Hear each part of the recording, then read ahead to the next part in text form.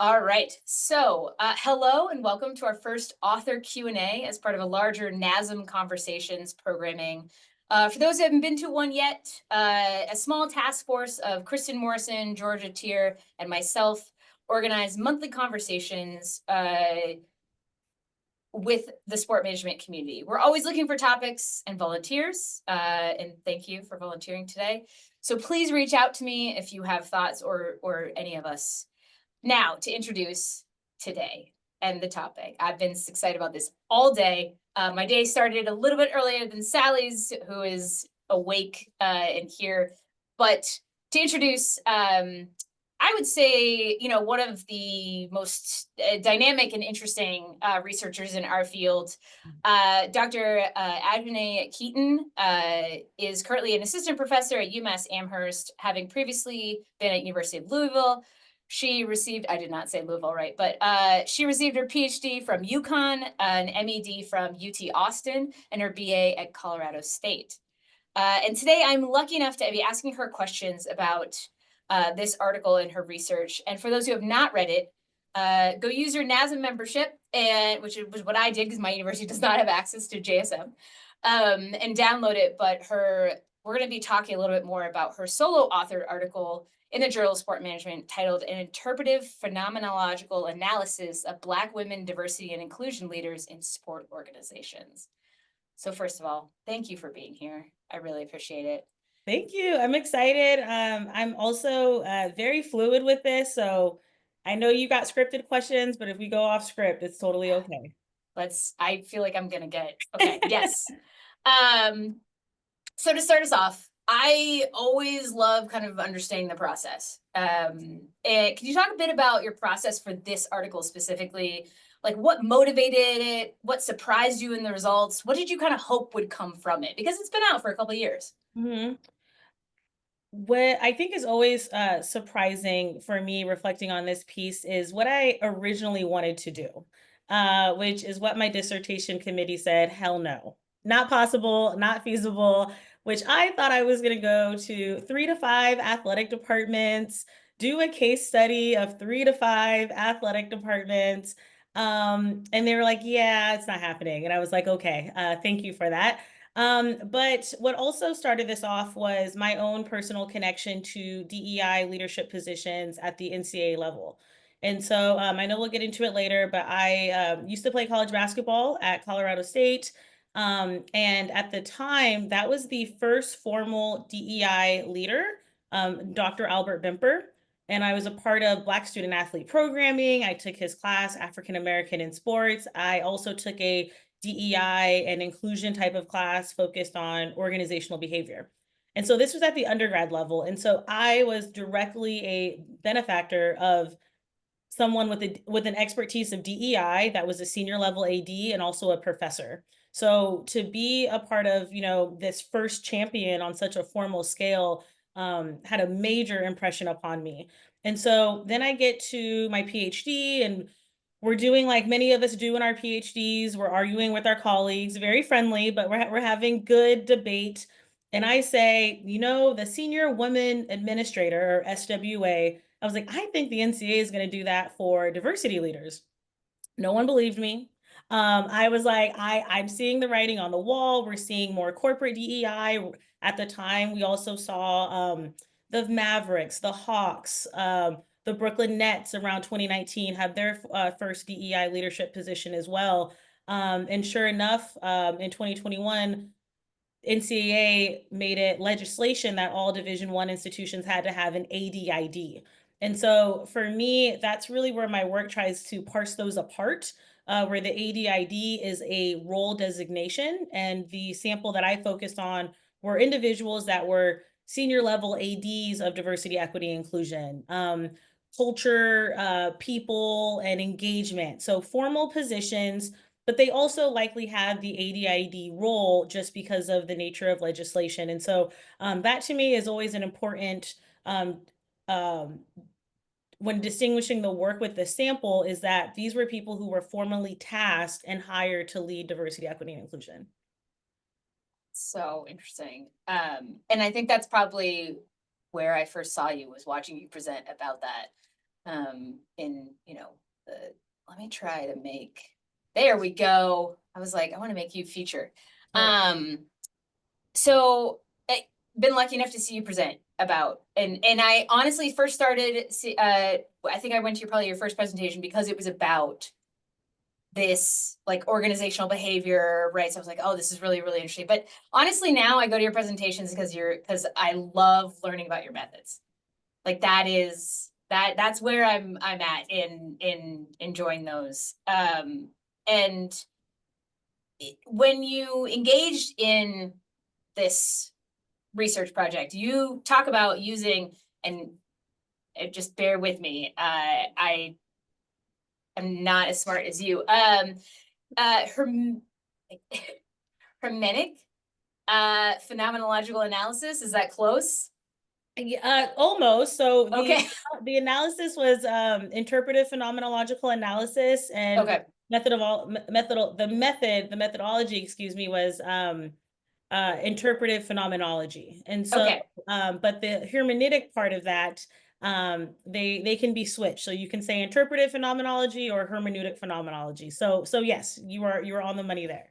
Okay. And for those of us who aren't as familiar with it, can you talk a little bit about it, but also why you felt like this was an important part of using this for this study? Like, what are some key insights that were gained using this method that perhaps other methods that had been previously used, kind of in this context, or for the specific research questions that you had? Yeah, that's okay, very layered. Where to start? So hermeneutic or interpretive phenomenology, it's important to note that I know many of us, when we are going through our methods trainings, or even when we're picking up methods texts, we might come across texts like Cresswell, right? Which kind of gives us those five qualitative big traditions. And, what's important to note is that phenomenology has philosophical origins. And what I mean by that is there's Van Menen, there's Herschel, there's Heidegger, there's others. And at a philosophical level, the way they interpret the world, the way they interpret themselves with their participants, there are slight and big differences. And so, for example, a major one between Herschel and Heidegger is is that sect of phenomenology, which would tell us to bracket ourselves, to say, I'm going to try to be objective and suspend myself. I know there's some qual folks in there. Many of us know that's not possible for some of us, but we can try. And so being a Black woman, studying Black women, for me, there was no way I was going to be able to bracket myself. And I would argue me foregoing bracket myself made the work stronger. There were certain cultural things I could pick up on.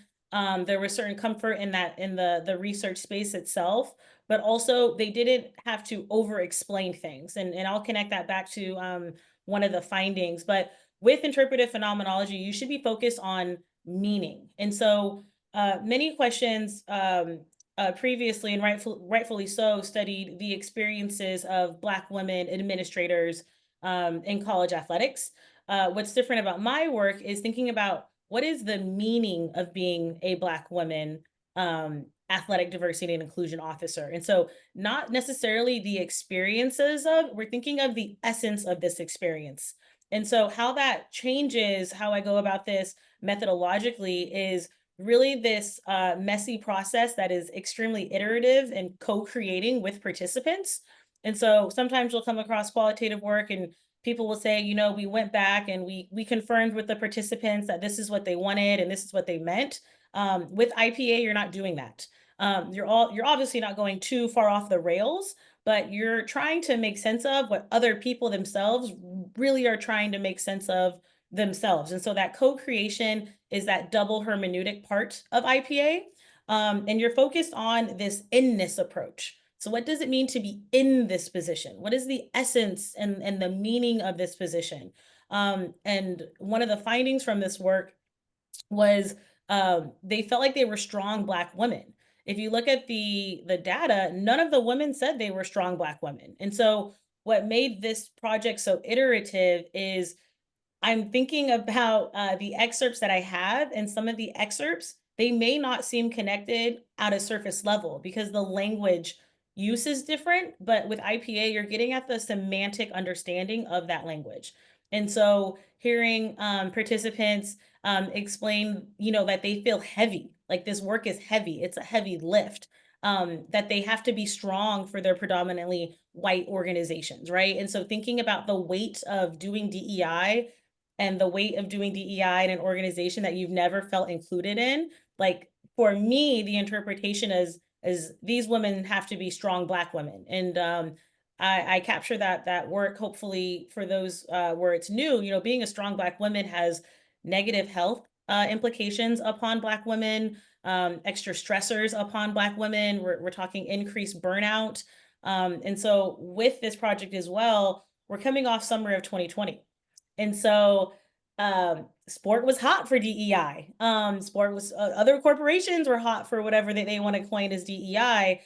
Where I think Natalie, you have a question later about this is like, what would this study look like now? I think it would look very different. I think the response culturally, politically, these women felt like they were given the bandwidth to do the work. I don't know if they would say they're given the bandwidth to do the work now. Obviously, they had issues with resources, but there was more yes. That didn't mean there weren't structures and customs and norms in place that hindered it, but I don't know if they would still feel like there's a yes. And so that's my kind of synopsis of how this all comes together with IPA.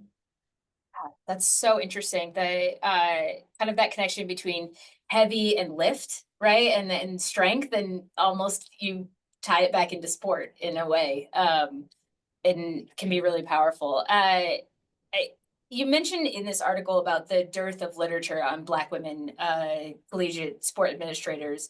Um, you kind of referenced this idea that life has changed since this article was written.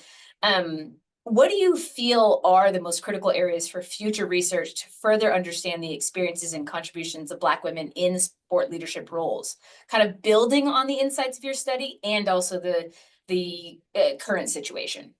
Yeah, there's an excerpt. I don't know if any of us do this when we read some of our own work and we're like, huh, I wrote that. Let me process that some more. And so I wrote, given sexism and racism given the sexism and racism rife in the collegiate athletics field, I argue that participants felt the need to remind themselves that Black womanhood is more than marginalization. And so how is our work capturing that? Like, I think for the lack of research there is, I think we have brought attention to the intersectional issues of racism and sexism. But what else do we know about Black women leadership, particularly as coaches?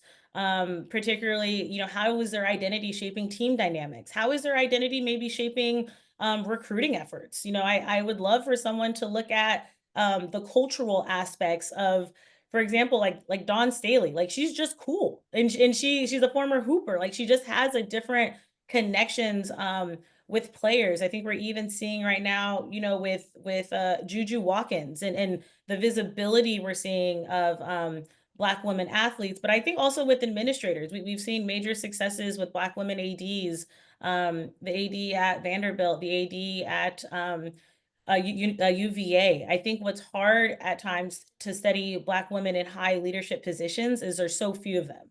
And so, sometimes I'll get questions where people are like, you only had five. I say, yeah, and that five was really damn hard. Like I actually tell people, you will probably never catch me doing IPA again.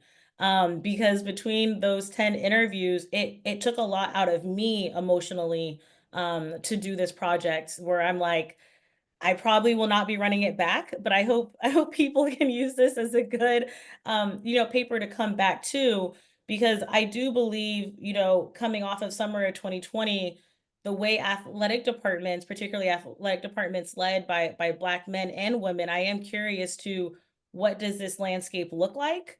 And the particularly the celebration of Black culture.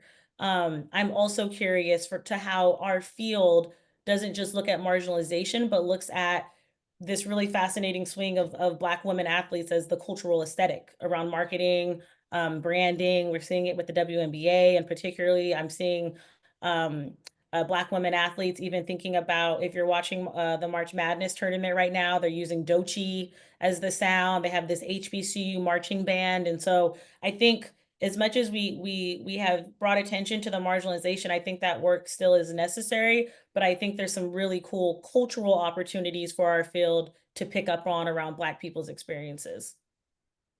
I immediately see a connection with like positive sport organizational behavior type stuff related to celebration kind of versus marginalization. Not that I have any time to do research, but hope somebody else out there gets those ideas. Um, you briefly mentioned obviously studies limitations due to COVID-19 pandemic. Certainly a unique moment in time for all of us. Let's stretch this a bit further. How has the experience of Black women in college athletics potentially shifted in the last 4 years and in the last 2 years? Are you kind of getting a sense, even though obviously, I mean, this, you said you're not going to do this study again, but do you get a sense of that shifts and what the experiences are for them? Yeah, when I touch base, and I think it's important to let people know, the sample size of 5 was in congruence with IPA. IPA, you really shouldn't be looking at doing more than 8 to 10, because of that iterative nature and working with the data. But also at the time, there was probably only 20. And so had I tried to go out and get 12, get 20, I was jeopardizing the comfort my participants would have. So there's like a real intentional decision, methodologically, but also out of respect for my participants.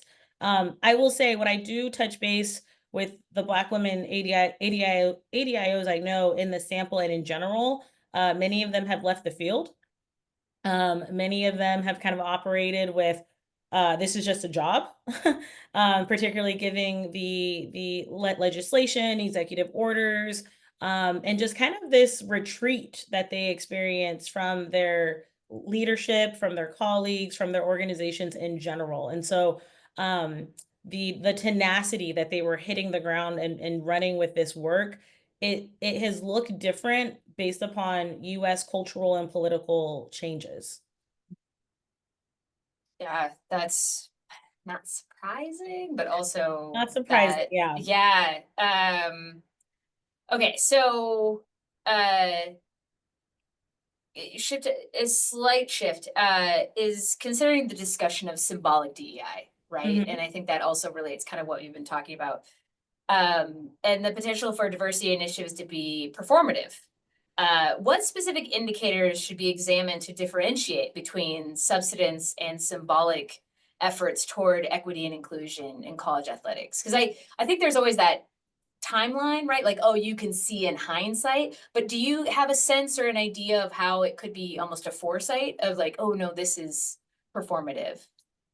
Yeah, I would say for me that question is a little bit difficult to answer in this moment, given what I Hmm. know the people who are doing this work, what they're navigating. I would say, when I was working on this, it would have been things like looking about the longevities and of the initiatives, the what structures are being pinpointed, how are we collecting data, how are we making decisions that are informed by what we know? How are we not just seeing access as inclusion, right? And so to me, the meat, the girth, the weight to some of these ideas that I see athletic departments engage in, they were oftentimes one-off during this like 2018, 2023 era.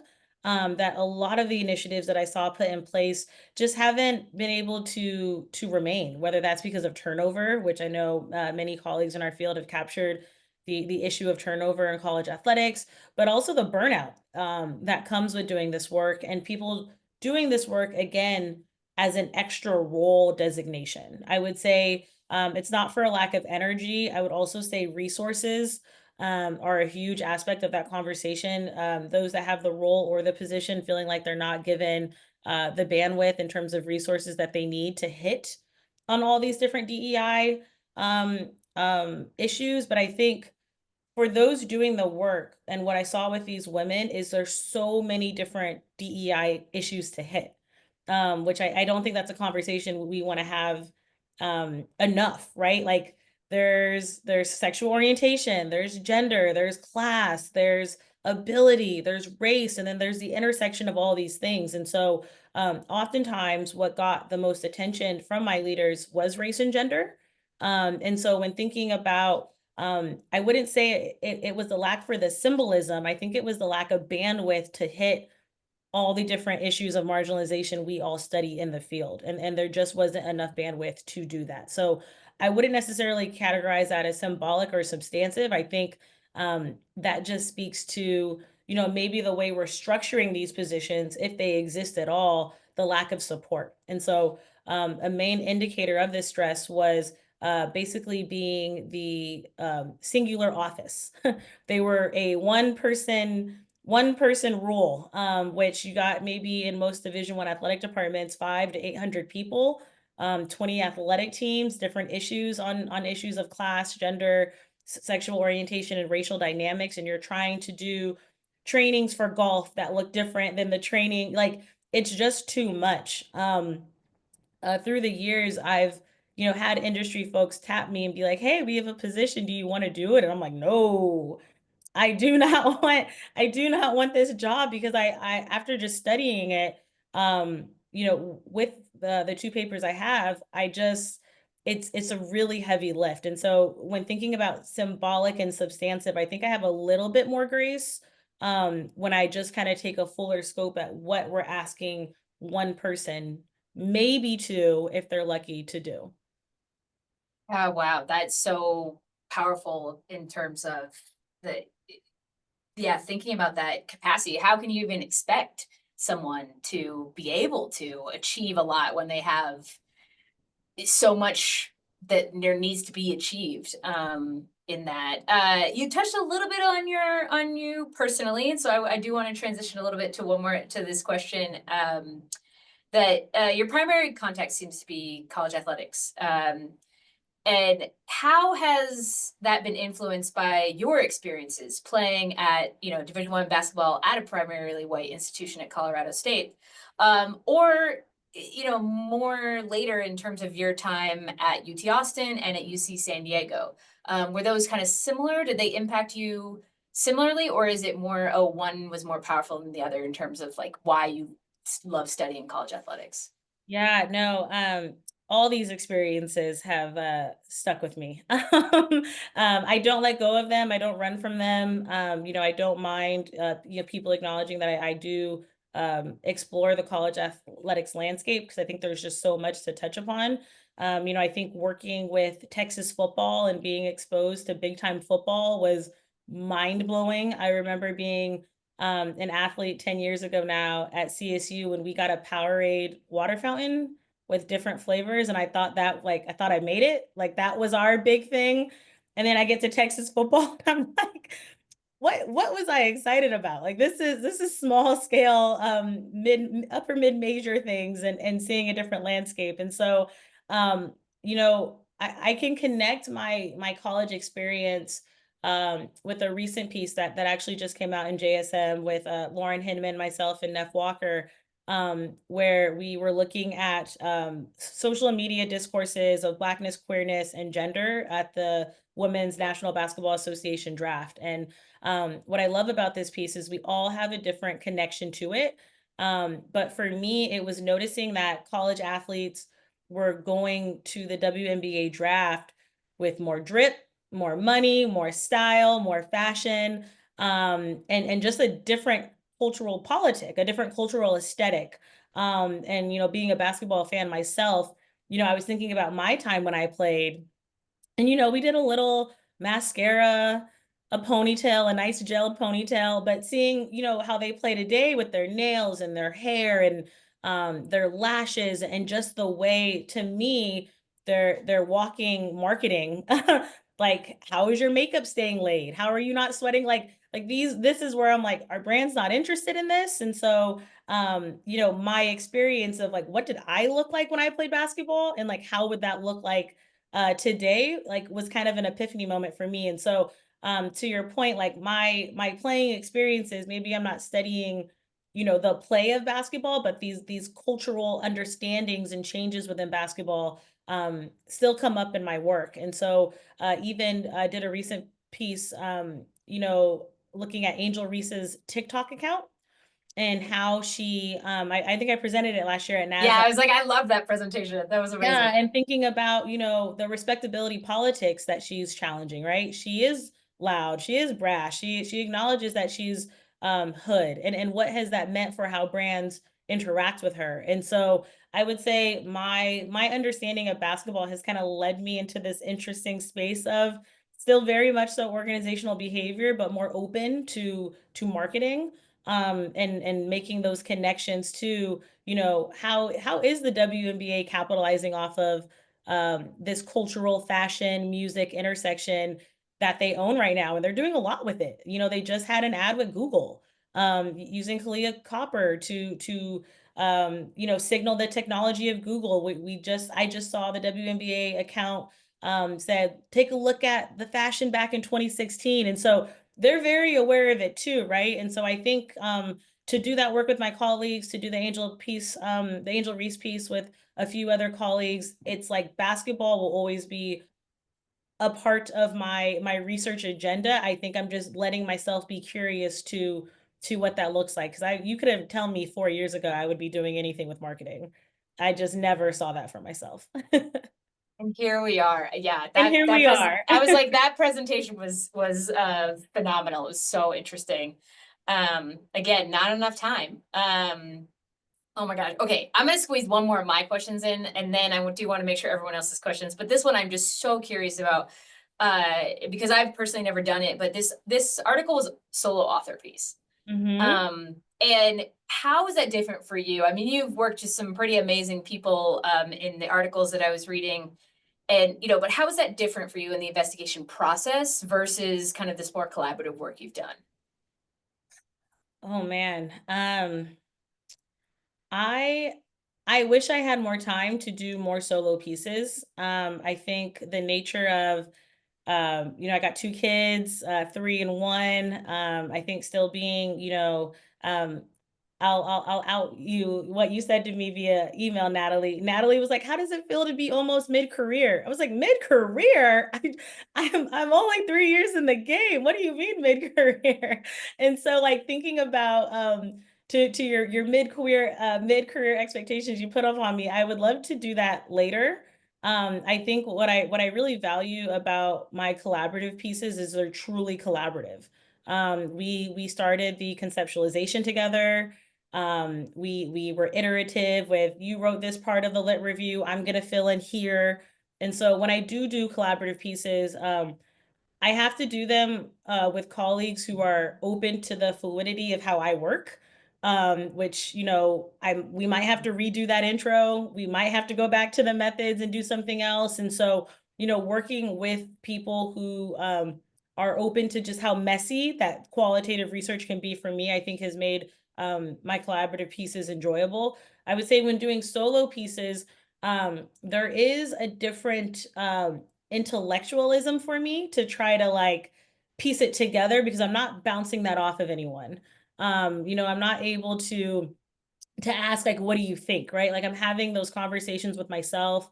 I'm trying to catch things that maybe your other colleagues would in terms of language, or like, hey, this doesn't make sense. Like I think when you're doing collaborative pieces, one of your colleagues might be like, you wrote this here and then I wrote this here. Like there's a mix match with solo work. um Having the wherewithal to catch those different things even though you're so in the paper. And so I'm hoping that when I am mid-career, Natalie, I will get back to more solo work. But one thing I like to tell those who are currently doing their PhD was, making that transition from doctoral student to assistant professor made the space for solo work. And I think now where I'm at in my career, I don't have the opportunities as often to engage in solo projects with all the different things from service, from wanting to be more public facing and op-eds and interviews. And so I think my identity with the work has limited the amount of solo work that I can do. I'm excited for that mid-career solo authorship then. Um, that's I won't rush you into mid-career yet. No, please. Uh, just let you know, time goes quickly. No. So I'm going to make sure everyone else, I have more questions, but I do want to make sure I can't take up the entire hour just asking you my personal queries. So feel free if you want to raise your hand or if you want to put it in the chat. We'll try to get to everybody. What questions that you have for Dr. Keaton, and yeah, what I love you've already got. Oh, first year grad student. Sally, please take it away.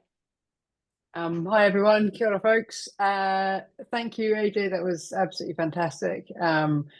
And many things to talk about. But anyway, two things. One is it was a great surprise to me when someone at the last NASSM said, yes, well, we're the senior career people now. So I can tell you that comes upon you before you even realize you're out of early career. So just wait for that moment. But this is just a kind of random thing that popped into my head, but I'm just wondering if, given what's going on in the States at the moment and worldwide, I mean, we're certainly facing some pushback to DEI here in New Zealand. I'm just interested in your comment about Google. I think what I understood was, Google using the Black women's culture from the WNBA in their own marketing. Is that correct? Yeah. Yes. So, Yep. so I almost wondered if that, and it might be a bit of a stretch, but I was wondering if that was a bit of a little bit of resistance, is it, to the DEI orders around, Google not doing Black History Month promotion stuff anymore, or this, until the next thing happens. Mhm. Can we read that as a bit of resistance, or is that just luck that Yep. Google have picked up on that? I'm gonna say luck and someone in that room that was attuned to sport culture and media. But I will say that ad was about a year and a half ago. So it wasn't recent. And so when thinking about what was happening then, I do think Google lucked up. It was a really cool advertisement.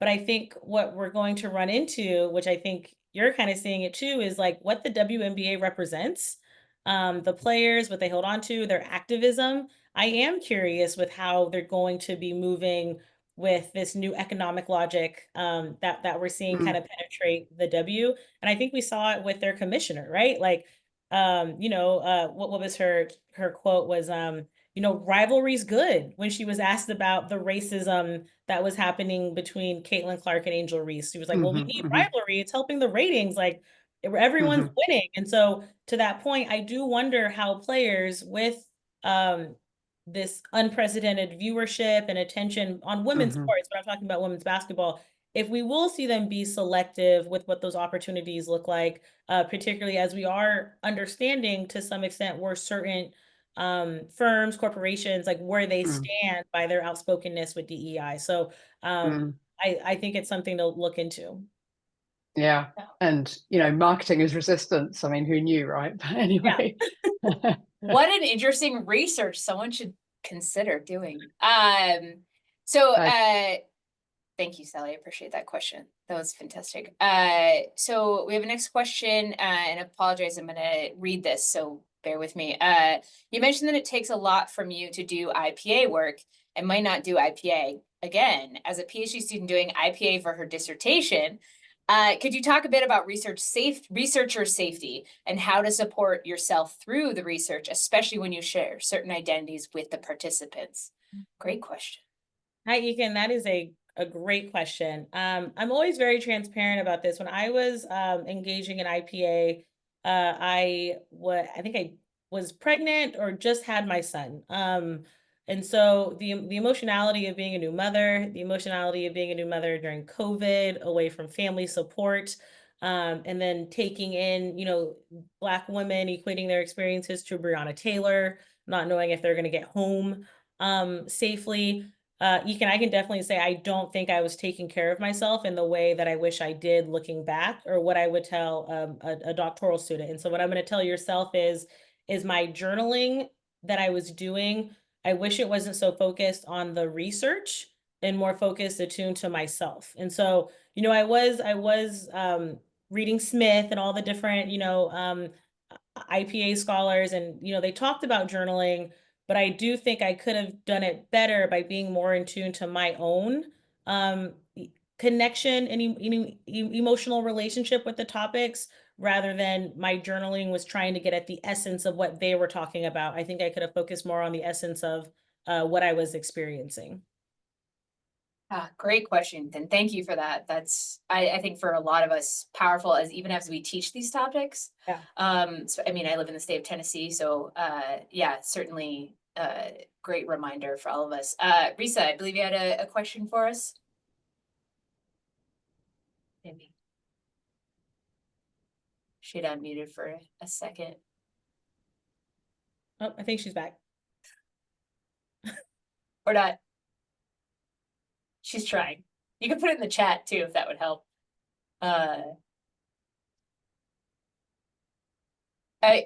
Sally, you had another question? You raise your hand. Yeah, sure.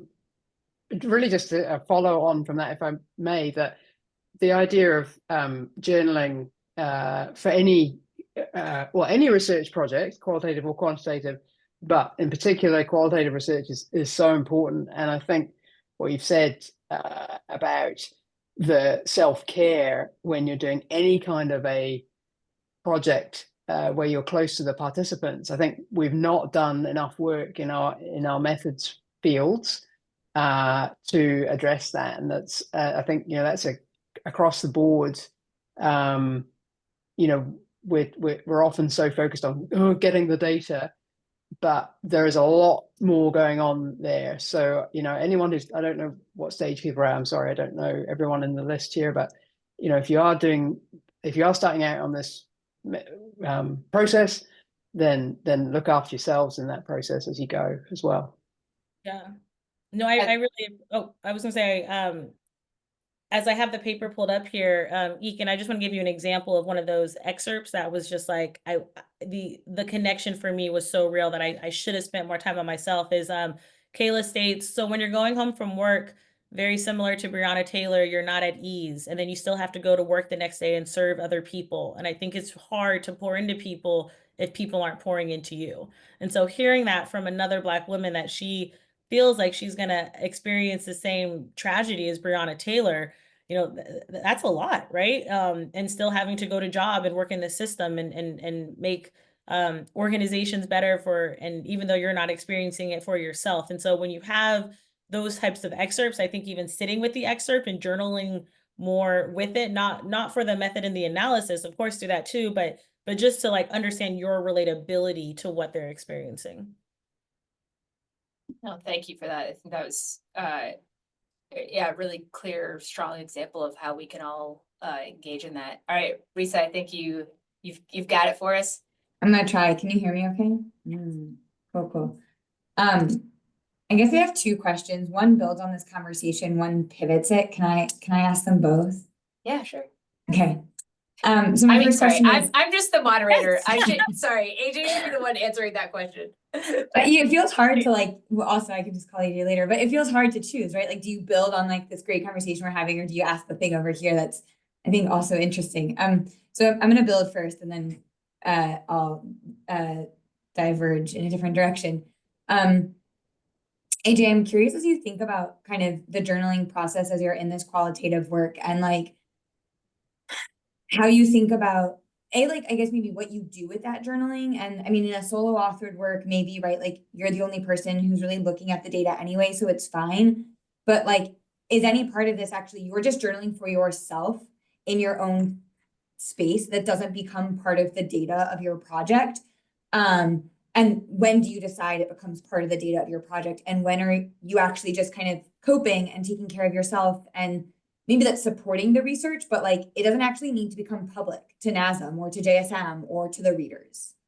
Yeah, no, that's great. I can't recall if it was this paper or another version where someone was like, can I see your journal memos? And I was like, absolutely not. You cannot see my journal memos. And so I think it's two-part, Risa. I would say a majority of my journaling was focused on the research process and doing my damnedest to hold tightly to IPA and really lean into that meaning. But I think what I was offering to Ekin was like, I wish I would have had a separate journal that really explored some of these other things and wasn't doing it for the research process.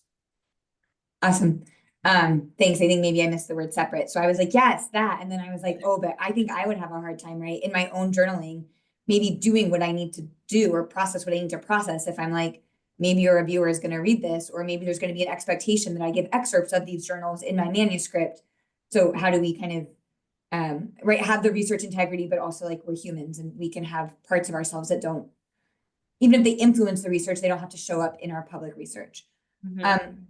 My second question, which is kind of the pivot question, just building off your kind of reflection, right, on like when you were playing basketball, right, the way that you showed up with, you know, your gelled ponytail or whatever is different than the way that a lot of like Black women, I mean, maybe just women in general, but certainly Black women athletes are showing up with today, right, with the edges and the makeups and the nails and kind of like this Black women aesthetic. And I'm curious if you can tease apart or wrestle with, like, alongside me, the like the way in which that's like so authentic and from an intersectional perspective is so important, and the way in which like femininity in women's sports and hyper femininity in women's sports has also not always been just like unique, like universally a quote unquote positive thing, or it hasn't always been so optional.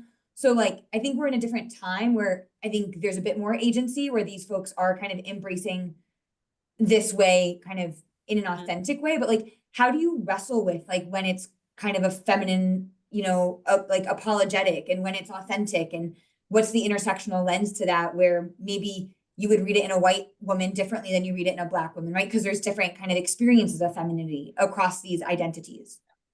Yeah, great question. Reviewer 2 of this paper with Neff and Lauren asked us the same thing, and rightfully It wasn't me, I promise. and rightfully so. And I think what we found, I would say, with that piece was hyper femininity was most definitely present, but the queer aspect of how those who we knew and know identified openly as queer, as lesbian women, how they showed up, I think was almost more celebratory and exciting for us, because they were wearing the snapbacks, the large chains, these loafer suits, which even when naming that, you know, we wrestled with the language of it. We were trying to talk about the body and dressing in a feminine and masculine way, but not trying to strip the womanhood from these women. And so in that paper, to what you're bringing up, how we're naming things, we tried to be very intentional with, because we recognized if we overhyped this like femininity, how are we positioning particularly the Black women, and in that sample, one white woman queer athlete, from their possible sponsorship opportunities. I think I can't see it any clearer than when we think about the Skims campaign and who was a part of the Skims campaign. You know, Candace Parker is a queer Black woman, but shows up in more feminine ways. They did not have a Skims campaign with Jonquel or Kirsten Bell, right? And so like, even the selection and opportunities that we do see with Black women athletes, I think, I hope that, you know, our field is getting to a point where we can start to even disaggregate that a little bit more and have more tough conversations. And yes, to your point, Risa, the Walkser campaign. And so, but even them not being maybe as popularized as a brand, but I would say in that niche culture, I would say it is a popular brand, right? And so how do we hold these intersectional identities, recognizing that for both sex, if we want to go queer Black women and hyper feminine Black women, never received the publicity and the brands that they were deserving of, and now we're seeing more of it. How do we still hold that there will be further marginalization, particularly for certain sex of Black womanhood, and how it's performed? Maybe just really quickly, if I'm not taking up too much time here, less a question, but I think just if I can build on what you shared, which is that the paper that Nicole and I put out a few years ago on media coverage, we coded gender expression different, like separate from sexual orientation, because we actually wanted to see, right, and kind of model that these are different parts of a person's identity. And like, well, I think traditionally, right, we've seen them kind of conflated, and there is some relationship between them. They are also different. And like, it's important for us to name them separately and kind of disentangle gender expression from sexual orientation, from gender identity, right? From all these other elements too. So I love that. Yeah, absolutely. And I think that speaks to the layers of intersectionality that I think, again, as a field, we can further dive into a lot more. Oh, great questions. And yeah, other questions y'all have? I have more questions. It just, I mean, you know, for other people, I want to make sure other people get their opportunities, but I'll jump with it with one more and then we'll make sure that other people get more questions answered. Just something that I have been curious about, and I always continue to sort of ask people informally, and then just anyone kind of I admire. I always try to ask this question is, what do you wish younger sport management students or even incoming faculty understood about our career choice? Natalie, where do I begin? Wow. When you say career choice, do you mean in general to be an academic? Yeah. And I use the word career choice on purpose and not calling or job or yeah. What the one thing that I always, when I do meet other junior scholars like myself, Risa knows this, I say this all the time, I do share this with current doctoral students, is that I believe we can all win. I don't treat this as a zero-sum game. I think there's opportunities where certain times, certain people's research is just more popular. And so we might see them get more visibility at certain sects. Maybe they're doing more media coverage because of that. And so I like to be disruptive when I think about academia, to see it as it doesn't have to be a zero-sum opportunity. I actually don't think it's a zero-sum field. I think there's enough sport. I think there's a range of outlets for all of us. And so I really try to impart, particularly upon doctoral students, is that your cohort members aren't your competition.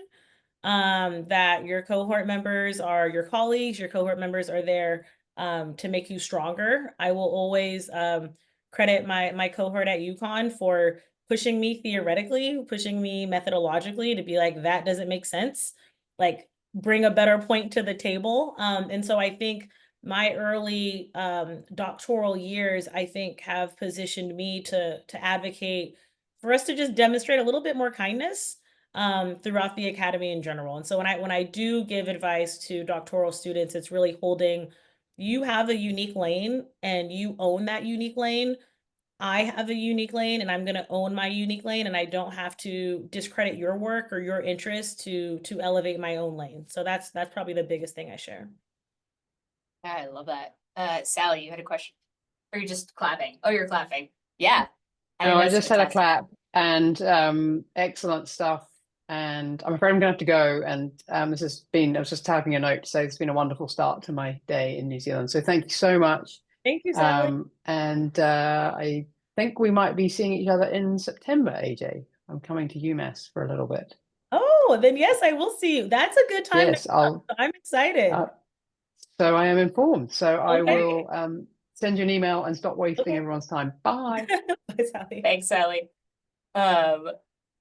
I think that yeah, that zero-sum game, and I don't know if that's the intersection of our field being also sport. So a lot of us competed, and so we have this kind of, you know, there's a little bit of that I want to win type of thing.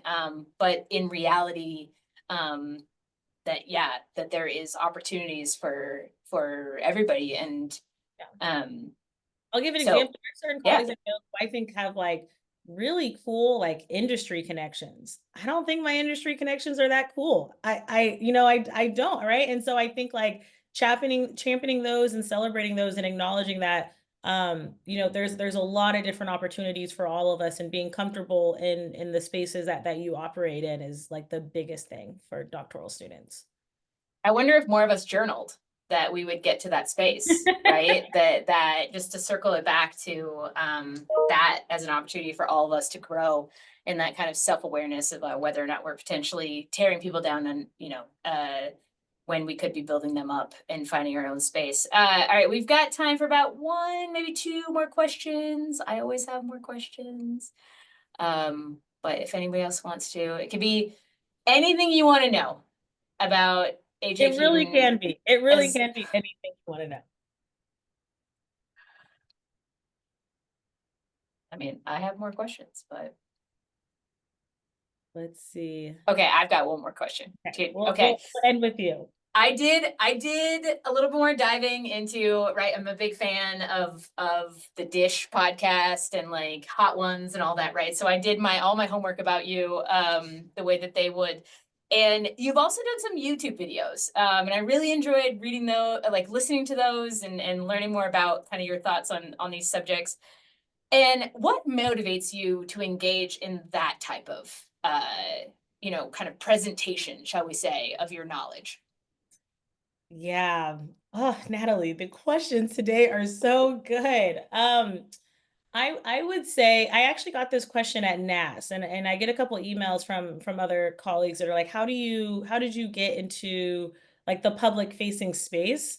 And I would say I have no real scheme behind it outside of like sharing the work in ways that I can. I do think when colleagues suggest you to reporters, that is a way to kind of get into that public space. Thank you, Risa. Risa's done that once or twice, did an interview, mentioned, hey, there's someone else that has this expertise as well. I think also, the difference in the written side of things when I do op-eds is very different than the visual media. I would say the visual media, I feel like I get to be much more long-winded and much more thorough, where there's times where I've done op-eds and I'm like, the context, like the editor, I'm like, why are you cutting this out? Like the context matters. And so for me, the visual long form media, I feel like I get to be more of an academic. I think when I do engage with news outlets and 800 word op-eds, I have to be very direct. And so they're just different ways of connecting the dots for people. And particularly with written media that's digestible. I know we always hear this like 8th grade reading level. I really don't know what that looks like, but I know when I get people reach out and say, hey, like I never thought of it this way. Even if it's one or two people. I did that for a local newspaper up here in Massachusetts, talking about how we can use sport to help us understand our American politics right now. And just getting just one or two people, I think to me is such a win. And so when I do engage public facing, I'm not trying to gain 500 new fans. If I just hit one or two people, I see that as a win. And I think that kind of goes back to I think we all occupy unique spaces in the field to help us advance the visibility of sport management. Because I still get people that are like, sport management, what does that mean, right? And so I still think we're in not necessarily in the early years of our field, but there are still people who are being introduced to us based on the different positionalities we hold. Yeah, no, that's fantastic. And always a good reminder for us in terms of that, our purpose, right? Our why. What is it that we hope to achieve? All right. Well, we are going to wrap up unless someone has something that, oh my gosh, I can't believe I didn't ask this. But I do want to be respectful of everybody's time, particularly yours, because I just want to say thank you so much for doing this. This really was just a dream of mine to just get to dig in with one person that I admire. And so I'm really grateful for everyone who joined us today. And just a reminder for everybody, our next NASSM conversation is May 7th. And there'll be an email going out about that at 1 p.m. Eastern, where we'll be talking about the conference and just all the ins and outs. And that's actually where I met AJ, was at a conference and saw her presentation and was like, I just want to keep showing up to this person's presentations. So yeah, if you want to learn more about that, that'll be next month. But thank you again. Really appreciate it. And can I say one more thing? Yeah, go for it. Thank you as well, Natalie. I think you're going to skip over that, but to you, Kristen and Georgia, I think the visibility of y'all's service and the ways that you think to keep the field connected I appreciate it greatly. So thank you. Oh, we really appreciate that. And we always seeking volunteers, always seeking ideas. So it can't just be the things I want. So Thank you, everybody. I'm gonna stop that recording.